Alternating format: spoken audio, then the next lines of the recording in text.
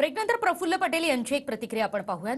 भुजबळांची भूमिका समता परिषदेकडून राष्ट्रवादीकडून नाही असं प्रफुल्ल पटेल यांनी म्हटलेलं आहे।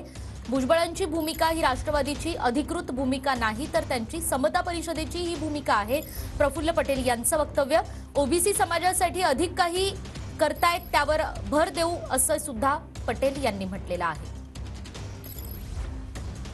छगन भुजबळ साहेब समता परिषदच्या माध्यमातून ओबीसीच्या लढा आज नाही 30 वर्षापासून मी पाहता आणि त्यांनी जे काही आजपर्यंत भूमिका त्यांची पूर्वीची आजची किंवा उद्याची ते समता परिषदच्या माध्यमातून त्यांनी जेव्हा जेव्हा बोलले राष्ट्रवादी पक्ष म्हणून कधी बोलले नाही।